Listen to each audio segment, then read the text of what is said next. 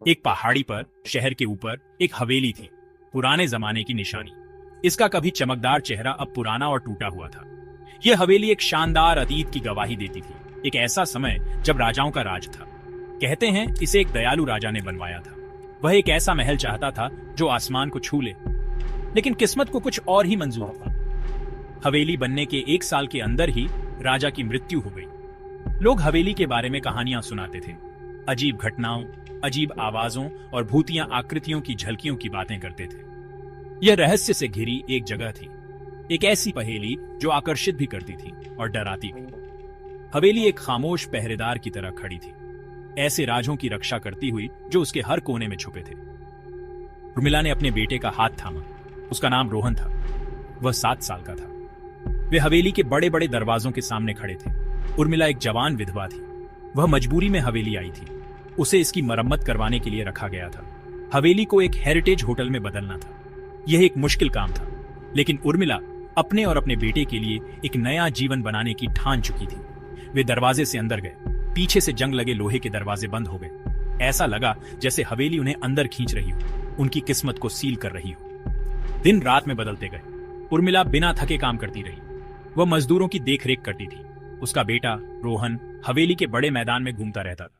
वह हवेली की डरावनी कहानियों को समझने के लिए बहुत छोटा था, लेकिन उर्मिला को बेचैनी सी हो रही थी। यह धीरे धीरे शुरू हुआ। बंद कमरे में ठंडी हवा। एक शाम जब उर्मिला खिड़की के पास बैठी थी, एक चिड़िया खिड़की से टकरा गई। टकराव इतना जोरदार था, खिड़की पर पंख बिखर गए। उर्मिला का दिल जोर से धड़कने लगा। उसे ऐसा लग रहा था कि यह एक अपशकुन है, किसी अनहोनी का संकेत। अगले दिन एक हादसा हो गया।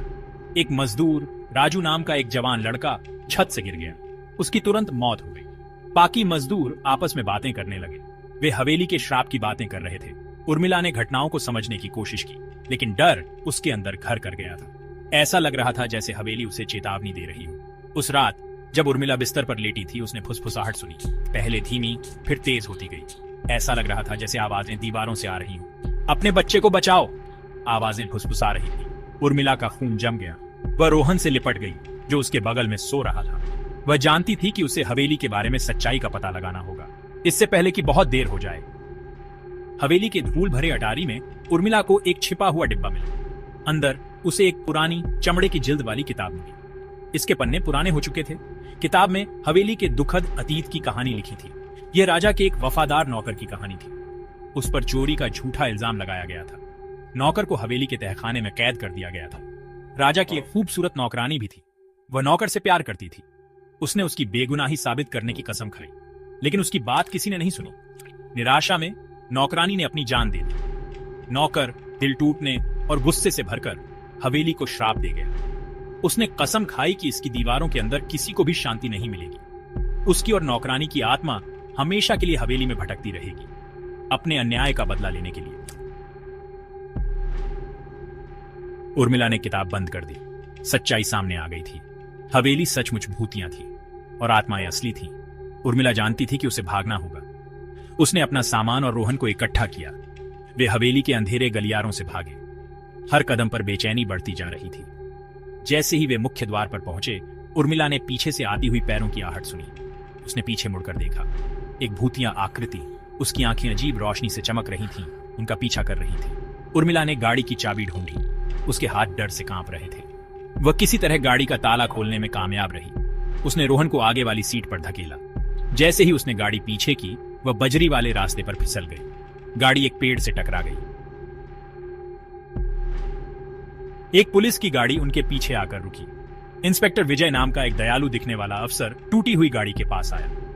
उर्मिला ने घबराई हुई लेकिन सही सलामत अपनी कहानी बताई। इंस्पेक्टर विजय ने पहले तो शक करते हुए धैर्य से उसकी बात सुनी। उसने भूतिया हवेली की कहानियां सुनी थीं, लेकिन उसने उन्हें हमेशा लोक कथाओं के रूप में खारिज कर दिया था। जैसे ही इंस्पेक्टर विजय ने उर्मिला और रोहन को अपनी गाड़ी में बिठाया, उसे एक ठंडी हवा का एहसास हुआ। उसने मुड़कर देखा तो भूतिया आकृति उसके पीछे खड़ी थी। उसकी निगाहें उर्मिला और रोहन पर टिकी थी। इंस्पेक्टर विजय जानता था कि उन्हें सुरक्षित जगह पहुंचना है। वह उन्हें एयरपोर्ट ले गया। भूतिया आकृति पीछा करती रही, लेकिन जैसे जैसे वे एयरपोर्ट के पास पहुंचते गए, उसकी शक्ति कम होती गई।